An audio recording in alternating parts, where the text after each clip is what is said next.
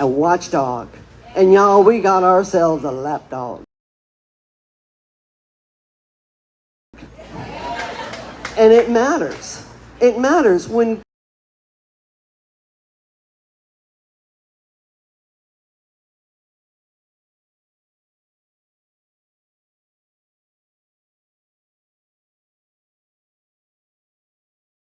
Greg Abbott wants to let no-bid contracts along the border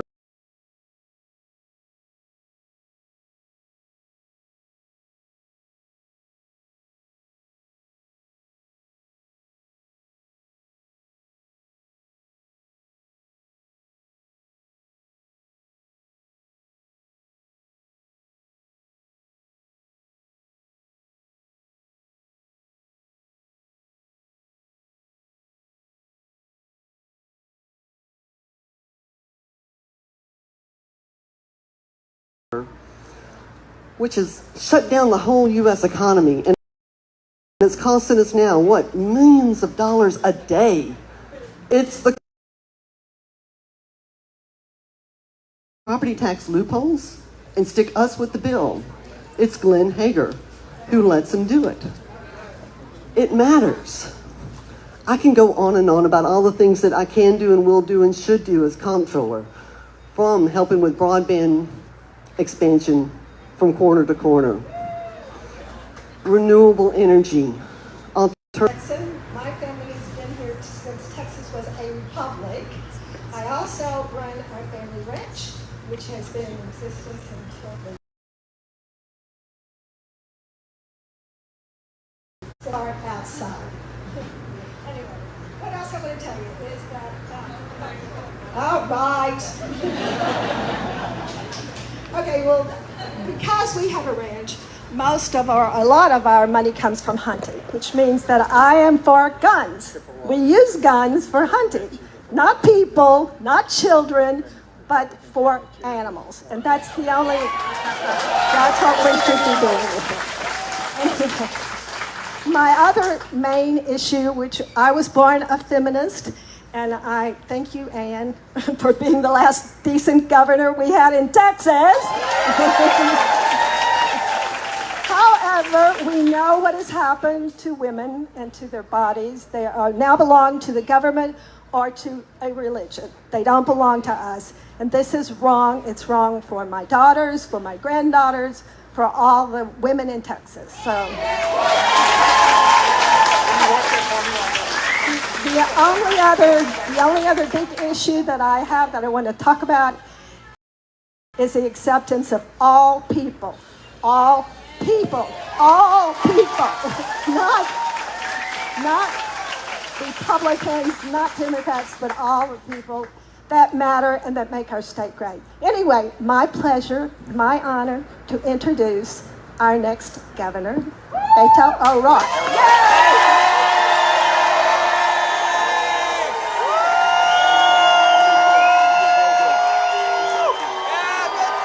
Hey, Lampasas, thank you all for being with us.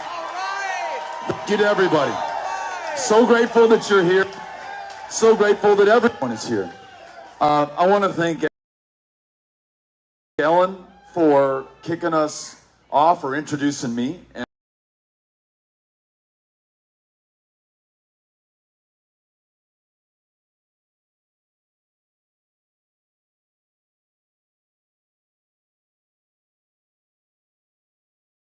And telling us a little bit about her family's history here in this community, the issues that matter most to her, to other ranchers and farmers, regardless of your party affiliation or any other differences between us at this moment right now. We have some pretty big needs, and we got to make sure that we come together in order to meet them. I want to thank Clayton, who kicked us off today, helped to organize this outstanding meeting. I also want to thank his counterpart, Skipper Wallace. He's chairman of the Lampasas Republican Party. He came over, shook my hand, said, I just want to introduce myself to you. I think that's the way this is supposed to work. So I want to credit him for his civility, his kindness, his hospitality as I come into his community. I want to thank God for opening up the skies and letting this rain fall down right now. This is what we need in this part of Texas today. And I want to thank all of you, those of you who are for us, those of you who are against us, the Republicans, the Democrats, the Independents. I want to make sure that we all know that we're in the right place, doing the right thing at the right time. That what we have 246 years into this experiment is pretty darn tough to pull off. It's why it's the exception on the planet today. It's why it's not the rule over the course of human history, that we get to nonviolently and peacefully, freely and fairly decide the direction that this state will take. Those who will represent us in positions of public trust and power, whether it's Janet Dudding as comptroller, whether it's your next governor, whether it's your state representative or your justice of the peace. The fact that we can do this is pretty special. And I'm grateful that you're participating in it right now with us. I came to introduce myself to you here in Lampasas, but I also came to listen to you here in Lampasas. After I make some opening comments, Cynthia Cano, who manages our team on the road and who has a second microphone, will bring that microphone over to you. And you can be, again, for us, against us. We want to hear from you. Our only ground rule is that we be civil and polite with one another. We don't have to agree. In fact, it's necessary that we hear those who disagree with us if we're going to make this democracy work, right? Because at the end of the day, we got to make this about everyone. Now, why in the world are we so lucky to have this democracy in the first place? I think of, as he catches my eye, Commander Sherman, who is the commander of the VFW post in Killeen, VFW post 9191. He and every single one of you who have worn the uniform of this country, been willing to put your life on the line. You did not swear an oath to a politician. You didn't swear it to the President of the United States. You swore it to our Constitution and to this great democracy. And you didn't care whether those you served with were Republicans or Democrats or the people back home. You didn't mind if they were gay, if they were straight, if they were a woman, if they were a man, if they were 8 generations a Texan, or they just got here 8 days ago. You wanted to make sure that you fought for this great country to come through. And I want to make sure that we do our part for you right now. So, at a time when so many politicians will tell you who they're against and who you're supposed to hate or be afraid of, what if we began by agreeing who we are for? I'll start out. I am for the veteran who willingly signed up to serve this country, whether it was back in World War II, whether it's those coming home right now from Iraq and Afghanistan. And I want to make sure that this great state, the greatest in the union, if you ask me, lives up to our end of the bargain. What do I mean by that?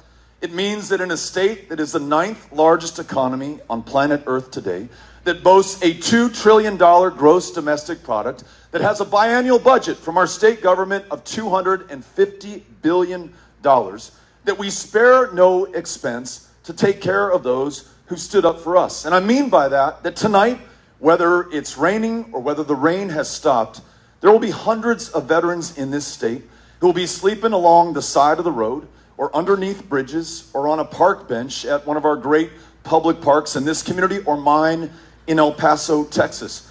When I talk with them and listen to them and I say, tell me about trying to get a job or connecting with services at the VA, they say, try getting a job if you don't have an address to put down on an employment application form.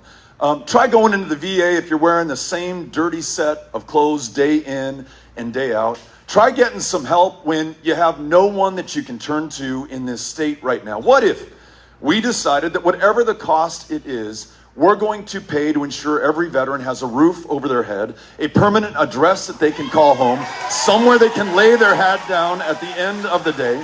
Let's make sure that we do our best for those who've done their best for us. For that Vietnam-era veteran who has shared with me what it was like to come home from a war that this country did not understand, and to come right back here to Lampasas, and though you got no thanks for your service or ticker tape parade, you put your head down, you did the work, you raised your family, you created a business, you opened up job opportunities for others, you engaged with this community and this country to the highest and best of your ability. And as you watch those come home right now from Syria and Somalia and Yemen and Iraq and Afghanistan, all these forever wars that we are still fighting today, and you hear stories about those who've been exposed to these toxic burn pits, where we shoveled in all manner of waste, medical waste, toxins, chemicals. We burned it up and those veterans breathed it in.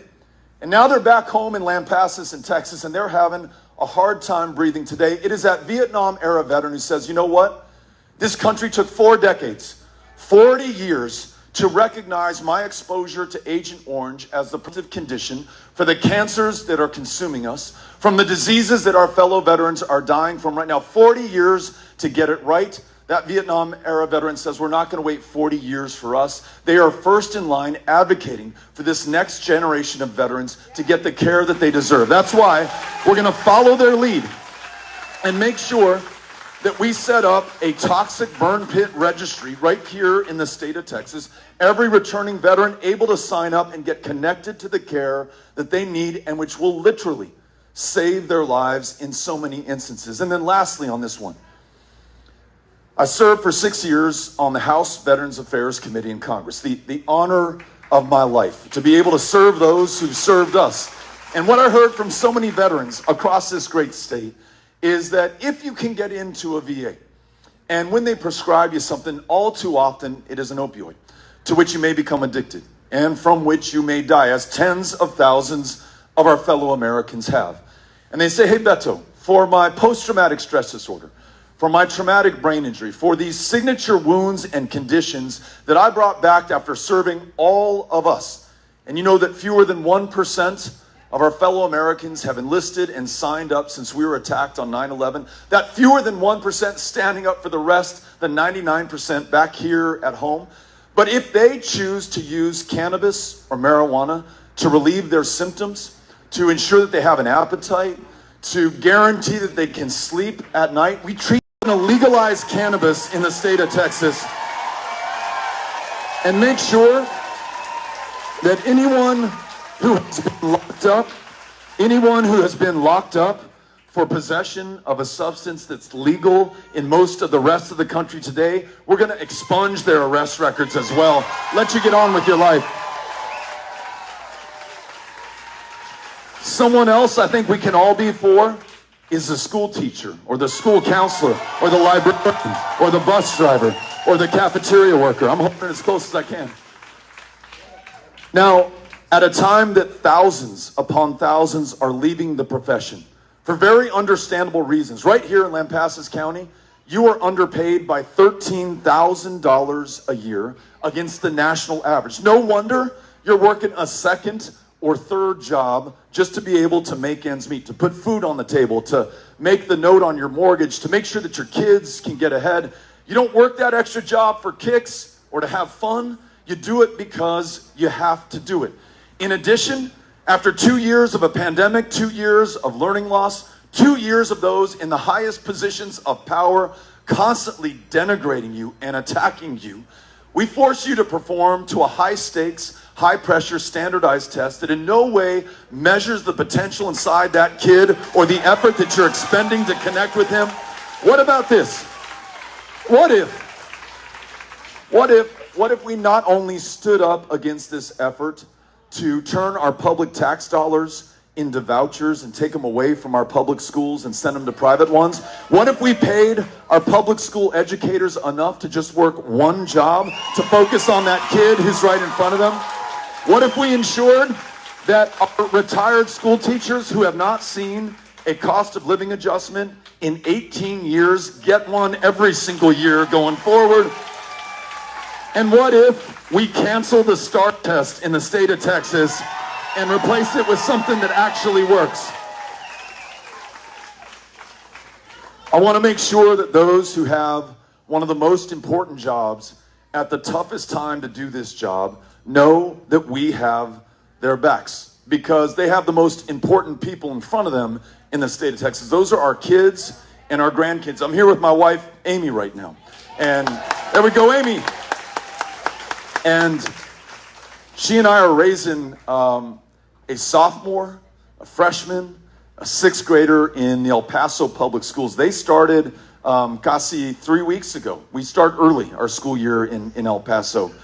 And we want to make sure that those kids are able to rise to their full potential, fulfill their promise, whatever that is that they were put on this planet to do in the first place. I want to make sure that we're doing our job as parents, but that we make sure that they have the best possible public education. I want them to be focused on turning in that homework on time, passing that algebra test, and take it from somebody who was in remedial algebra for 3 years straight. That is very important stuff. You got to get it right the first time. But when I think about that educator, that counselor, that librarian who feels under attack and maybe wondering whether he or she should stay in this job right now, when I'm thinking about that kid going into the classroom, especially our kids, I know from listening to them that too many of them worry whether they're going to survive this school year. Because they, like you, know that 12 weeks and counting, since 19 children were slaughtered where they sat in that classroom in Uvalde, those two heroic teachers who'd already sacrificed the best years of their lives to connect with those kids, willingly gave their lives to try to protect some of them from dying in this way. More than 12 weeks since then, not a single thing has changed from the end of that school year until the beginning of this one to make it less likely that's going to happen to your kids or to my kids. Now, we either accept that this is our fortune, our fate, and their future, or that there's something that we can do about this. And because, like our veterans, like our school teachers and educators, we can all get behind our kids, I propose the following. Let's make sure that we place a premium on their lives. We prioritize their ability to go to school without fear or anxiety or being up against somebody who's armed literally with a weapon of war.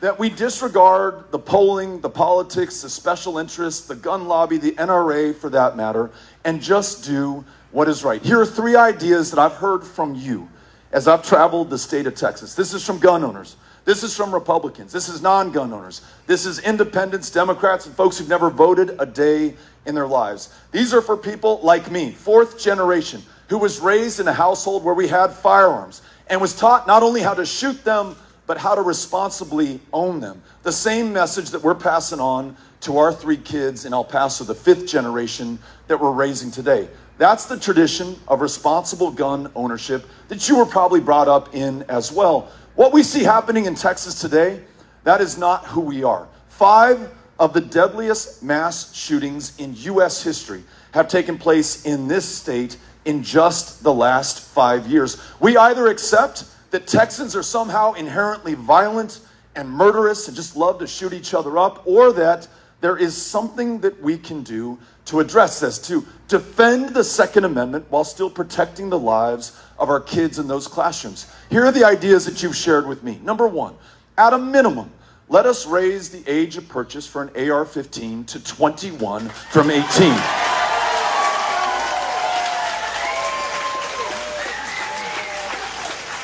Some may ask, Beto, will criminals follow the law?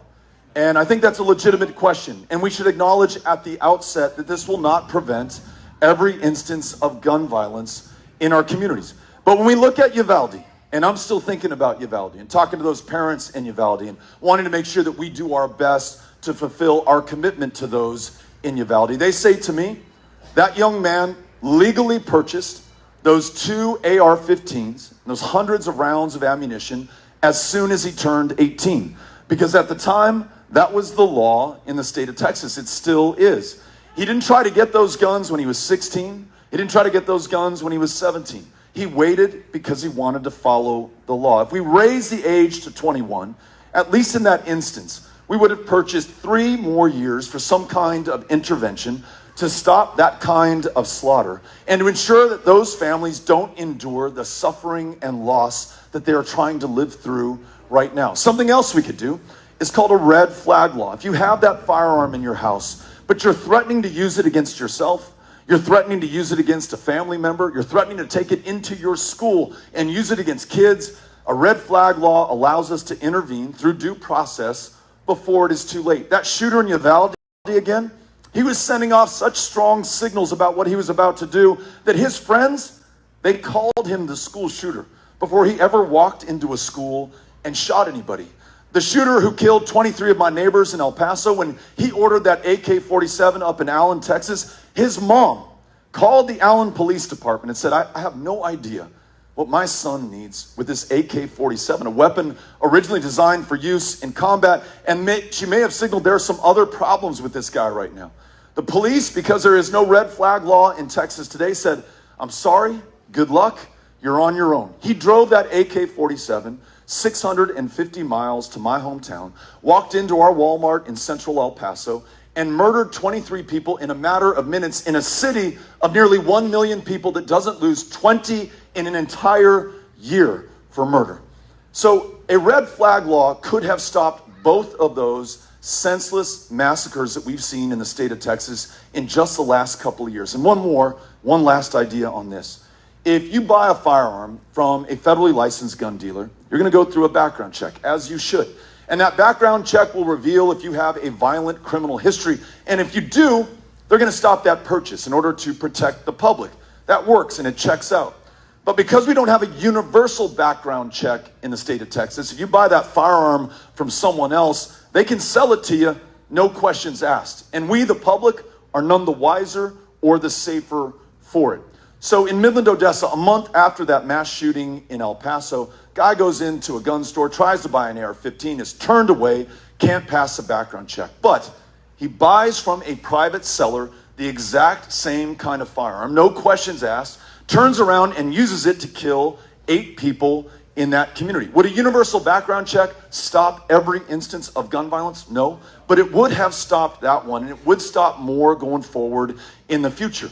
Look, I'm trying to find the common ground on a really important issue. I'm listening to people who disagree with me on this issue to find where we have enough agreement, enough common ground, enough consensus to be able to move forward. Because I'm not going back to El Paso and looking my kids in the eyes and saying, you know what? This is just too damn hard to do in the state of Texas. We're just going to leave it the way it is and pray that you come out okay on the other side. I'm not going back to those families in Uvalde for my 5th visit and saying, you know what? The politics just don't work out on this one. The polling is terrible on this issue. Just hold tight. Maybe it'll fix itself somewhere down the line. No, we owe those in Uvalde. We owe our kids. We owe the generations to come every bit of action that we can muster by bringing every single one of us together to put their lives ahead of any other interest in this state.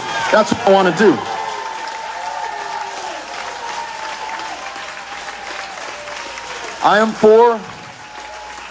I'm for the farmer, I'm for the rancher, I'm for the rural Texan. There's a reason I'm here right now, and it's not because we won the vote in Lampasas County in 2018, because we didn't. I know some of you refer to me as Landslide O'Rourke in Lampasas, ironically, of course. No, I'm here because I think there's a good chance that your sitting governor will not be here, that he won't listen to your questions, take your ideas, hear what's most important to you. And I see rural Texas, which frankly he's sleeping on. He thinks he's got it in the bag, right? Doesn't have to worry or show up or earn or fight for these votes. They're already in the bank as far as he's concerned. But I'm here to fight for you, to listen to you, and to make sure that I give you an alternative going forward, because that farmer, that rancher, that homeowner here in rural Texas is getting the shaft. And I'll explain why. If you're a rancher, as Ellen can attest, every single one of your inputs is going through the roof right now. Whether it is your feed, your fertilizer, your fuel, you're struggling to be able to keep that ranch in the family and pass it on to the next generation. When that is compounded by the fact that we have a government today that sides with the corporations instead of the people. We have 3 corporate slaughterhouses that are hammering the hell out of you on your margins. Already tough enough for you to be able to get by right now. And we have people in power who are more concerned with the very powerful than those who provide the food, the fuel, and the fiber that drives the economy and literally feeds us in this state. You get the condition that we're in right now. When it's compounded by a governor who has vetoed the Universal Service Fund, which underwrites rural telephone and internet bills. It's the heir to the REA, or the Rural Electrification Administration, which Congressman LBJ in 1936 extended to make sure that if you formed your co-op right here in Lampasas, then they'd meet you halfway to wire your town for light, so your first grader could do their homework by electric light, just like the first grader in Dallas or New York or London or anywhere else. But because our governor has vetoed this bill for you, your phone bills are going up $50, $100 when compounded by internet that doesn't even reach everybody in Lampasas County. Try getting what you raise or grow to market if you can't get online. Try finishing your education if you can't use the internet. If you're lonely and single, try finding a date if you can't use one of these dating apps today, right? We are sleeping right now as a state on you and doing a huge disservice to those upon whom we depend right now. So let me tell you, I'm here not because I think I'm going to win the majority of the vote in this county. I'm here to tell you that as governor, I will do everything I can to fight for you, to deliver for you, to make sure that you are treated equally in this state, just as anyone else in any other county. We're going to be there for one another. We are sick and tired of a Texas that is run by people who think it is you or me. If you're somehow different from me, you're an enemy, they'll tell us. If you're gay, we're going to tell people to be scared of you. If you're trans, we're going to pursue your parents for child abuse and take you from that loving home and turn you over to CPS, probably the worst run foster care program in the United States of America, bar none. What if instead of attacking one another, we were for one another? We were for each and every single one of us. I'll give you a great example. In our Texas, when we win this election, every woman makes her own decisions about her own body, her own future, and her own health care. In our Texas, if you are part of the LGBTQ community, we want you to know that we are proud that you're here. We're going to have your back. We want you to be able to marry the person of your choice, to be just who you are made to be, and to know that you'll have every right under the law and be treated as equally as anybody else in this state. If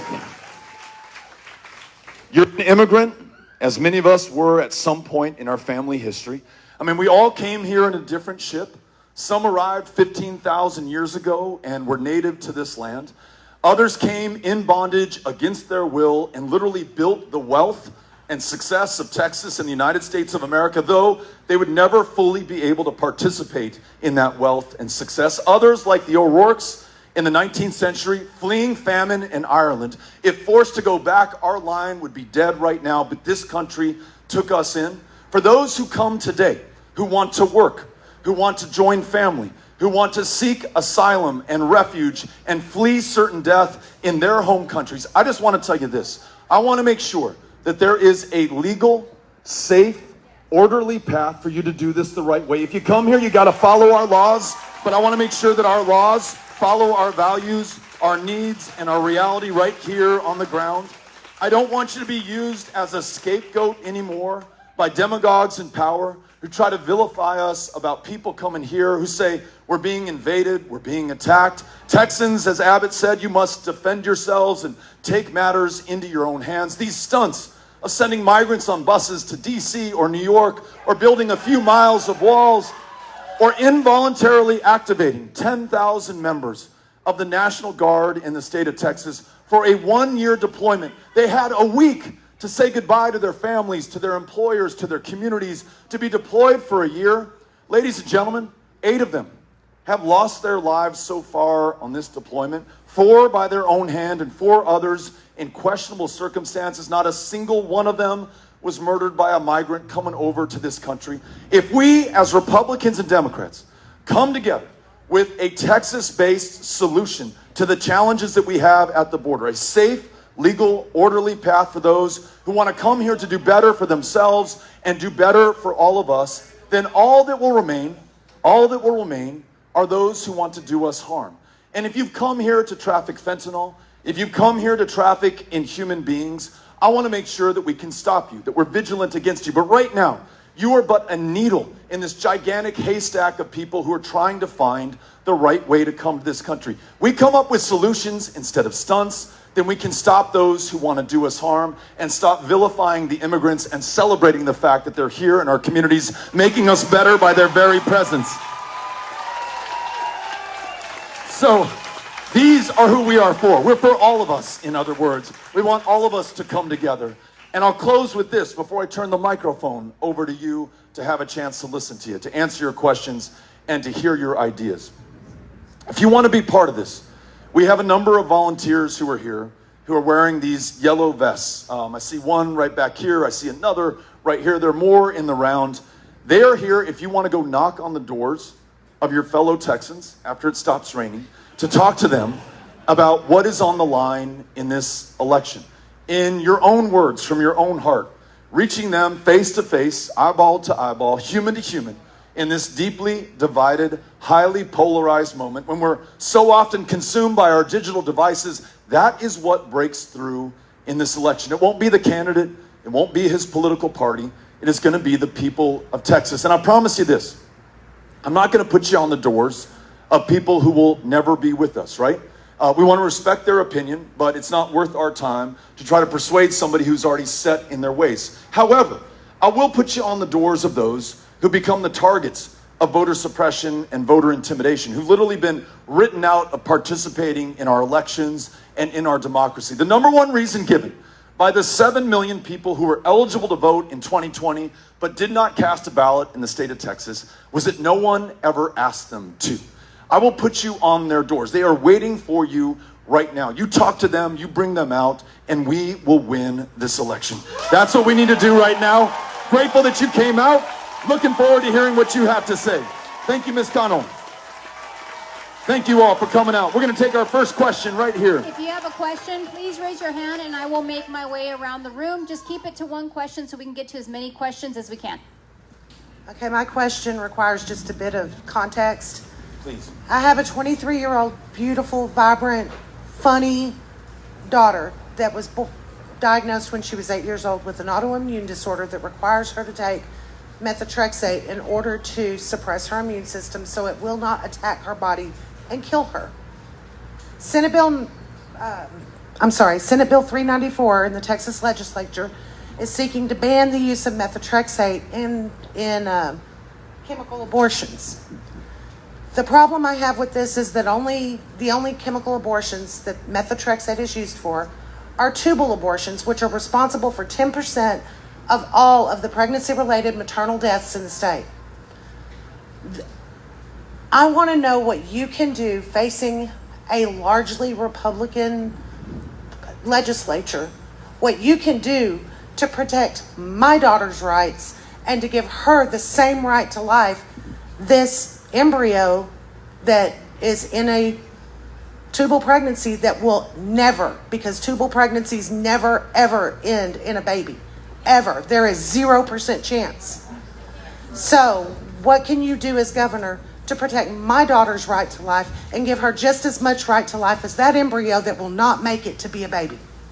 Thank you for being here. Thanks for this great question and for sharing the context.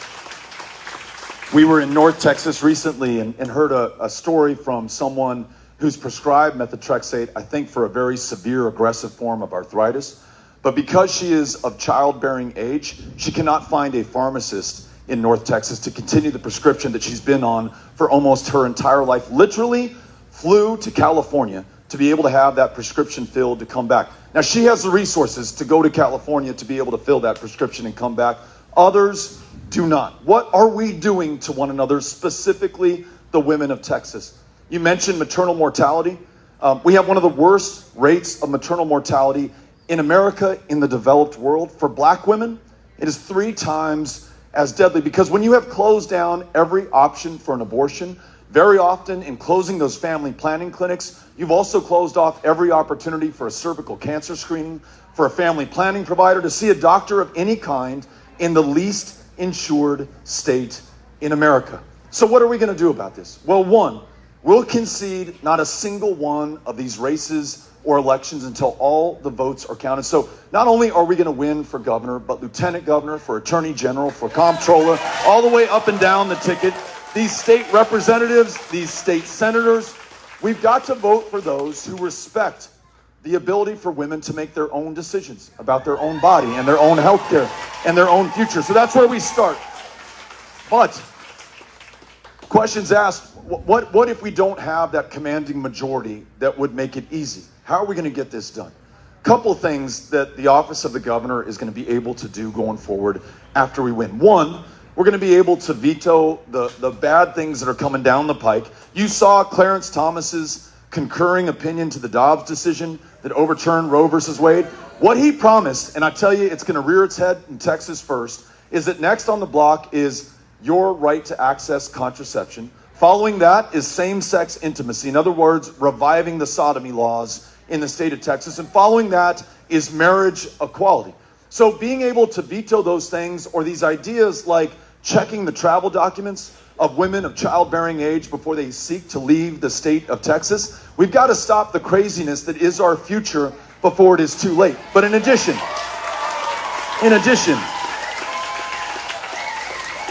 to that veto power and our ability to call special sessions to literally force and compel the legislature to get around the table to find consensus and common ground, when we win for the first time in 32 years, that not only a Democrat, but a bold pro-choice Democrat has won. It happened to have been the best one, Ann Richards. But for the first time since then, that will send a shockwave through this state. And if we were to administer truth serum to those members of the legislature, more than they care about anything else, they care about their own reelection.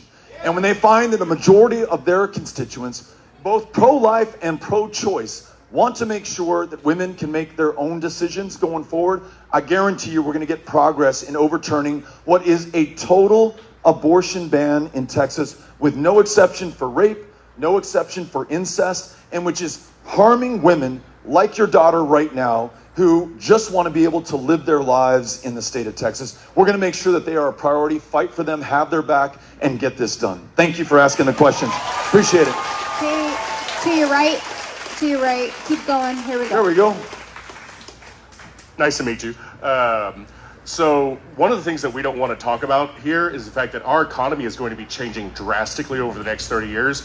And in fact, we have a billionaire built with a horrible labor relations history who is building his Disneyland in our backyard. So I'm wondering, what is it that you or the party is thinking about in terms of educating the populace of Texas now about the importance of labor rights and labor protections? I'm aware that we're in a community that at the end of the 19th century, whose farmers organized in one of the first populist workers' movements in the United States of America. You think about the Farmers Labor Union or other farmer collectives and co-ops that made sure that these big corporations, which are still after you today, I mentioned those 3 slaughterhouses, the big corporate giants in Texas that are hammering the heck out of mom and pop independent operators right here in Lampasas County. They organized to stop that, to try to get a level playing field for all of us, right? Regardless of the differences between us. One of the best ways to meet the challenge that you just described is to make sure that unions can organize in the state of Texas.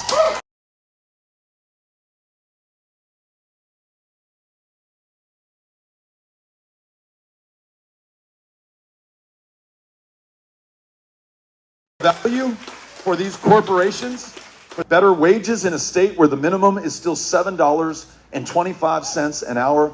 I challenge anyone to see if they can feed their family, meet the note on their mortgage, or pay the rent on $7.25 an hour. You'd have to work something like 140 hours a week in order to be able to get that done in most of our communities here in the state of Texas. So unions are critical, but they're also critical to make sure that we have the skills and the training and the experience that we need. Amy and I went into this great IBEW hall in another part of Texas, and we met these young people who said, you know what? College is not for me. At 18 years old, I wanted to be working with my hands. I wanted to earn a wage right away. I just didn't want to go sit in a university taking on debt. And so I signed up with this apprenticeship program. It's 5 years. I earn money every single day while I learn this trade and this profession. And this young man said to me, Beto, you keep talking about this as a job. For me, it's a career. I just can't wait to get up in the morning to do that. Well, for those electricians, and those welders and those pipe fitters and those plumbers and those steel workers, these are the kind of jobs that I want to see more of in the state of Texas. And I want to make sure that we can organize in the state of Texas to allow people to be able to pursue them. We don't begrudge the corporations their success or their wealth. We We just want to make sure that the worker, the small business owner, the mom and pop operation is able to compete on that level playing field. The right to organize is essential to that. Thanks for asking the question. Appreciate it. Down the middle. Ms. Cano. To send a has been dead for 13 years in the same envelope as your campaign literature? No, not at all. Do it. I didn't.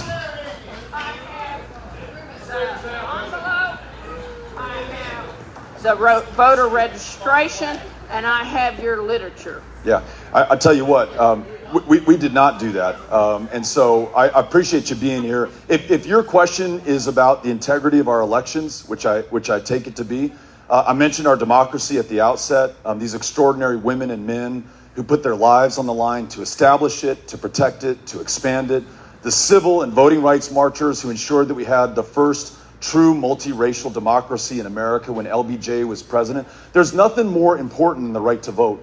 But our real challenge right now is that we've drawn people out of the ability to participate in our election. We're one of the lowest voter turnout states in the country, not because we're lazy, not because we don't love this democracy, but because we've made it so hard for people to participate. This is the hardest state in the nation in which to cast a ballot, hardest in which to register to vote. One of the only where you cannot register online. We've closed down in the state of Texas, the fastest growing state in the union, and the majority of them closed down in the fastest growing black and brown neighborhoods. When you see a line 6 hours deep outside of Texas Southern University, that is no accident. That is by design and on purpose. Here's what I propose going forward.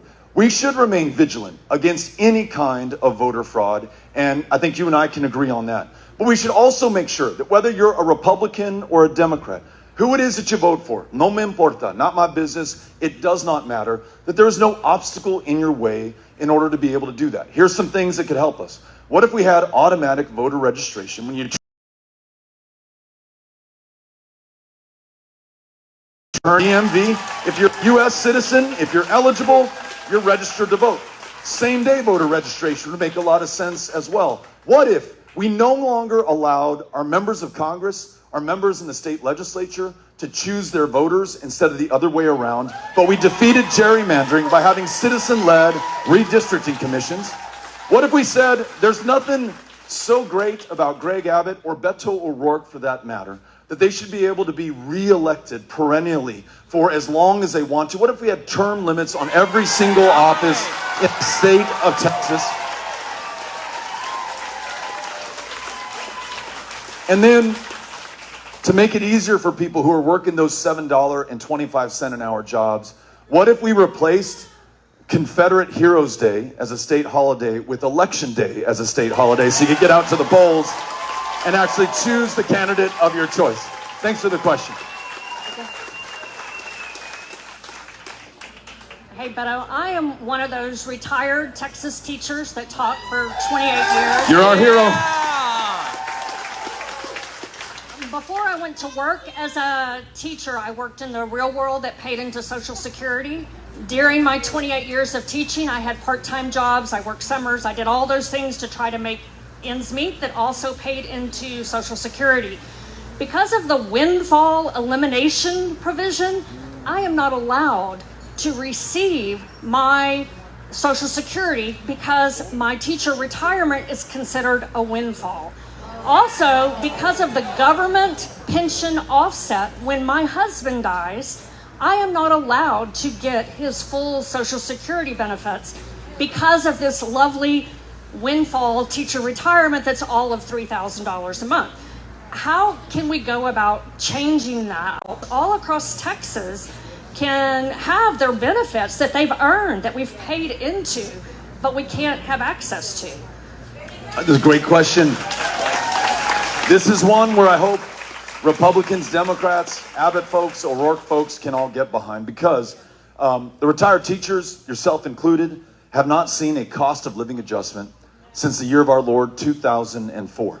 And imagine every cost in our lives that has gone up since 2004. They are literally receiving the same income, and into their retirement, as they did when they were active in the classroom, they're working a second or a third job in order to make ends meet. Why would we not only freeze their cost of living adjustment at a rate set 18 years ago,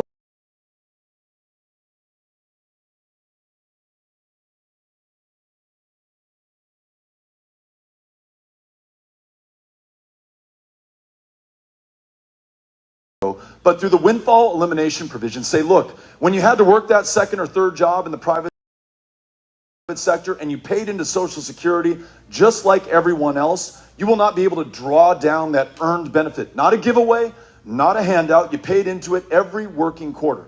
The best that we can guess, and we've got our research team working on this, is at some point in Texas history, retired teachers were getting filthy rich at public expense, right?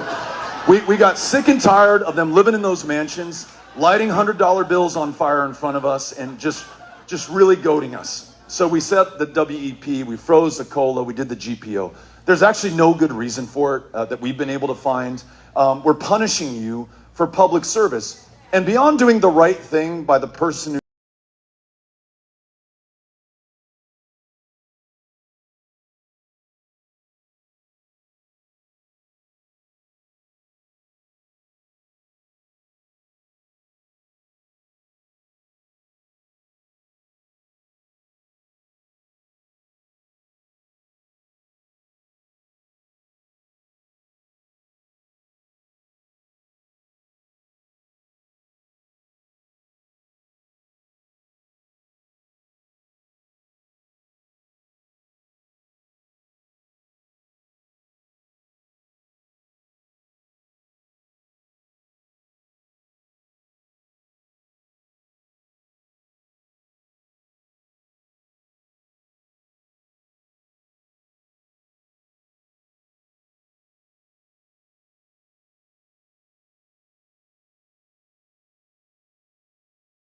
did the right thing for us. Think about somebody who's 18 or 19 or 20 years old.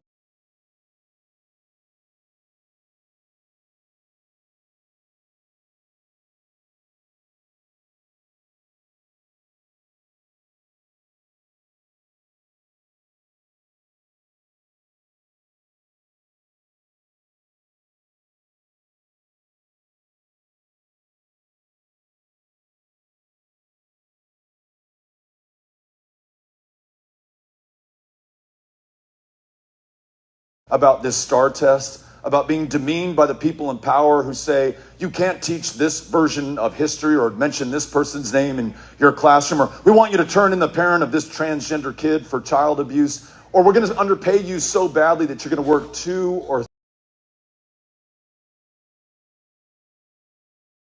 3 jobs. They hear that, and then they see the generation that preceded them having to work well into their retirement. No wonder we are struggling right now to fill these positions in our classrooms, in the counselor's office, in the I think has the yellow form that's now computerized. All of those questions can be answered simply by doing what's called. Is that a possibility? Is it in the universal background check?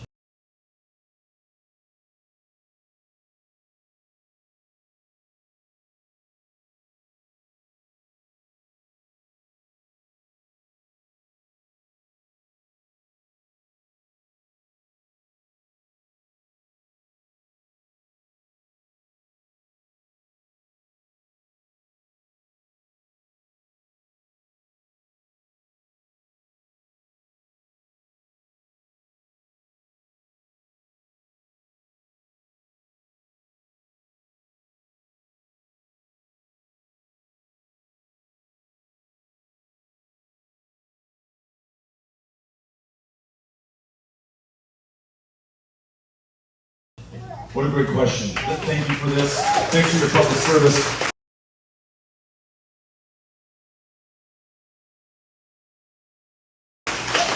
The gentleman asked, could we automate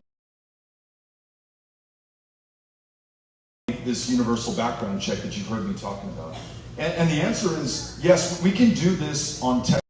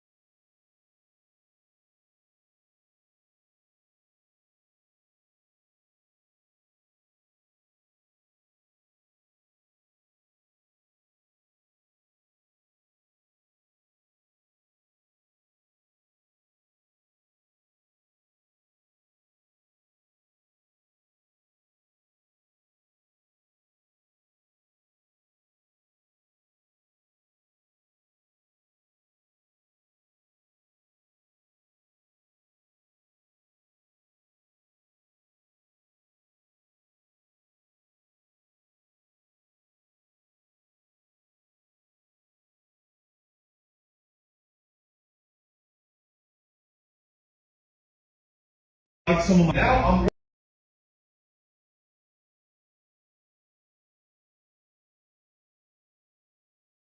gun. Let's just get back to you and to follow your lead. It doesn't matter who you vote for or your political party. If you understand this issue and how to keep us safe while still protecting the Second Amendment, well, then let's be about it and get it done. Thank you for coming out. Appreciate it.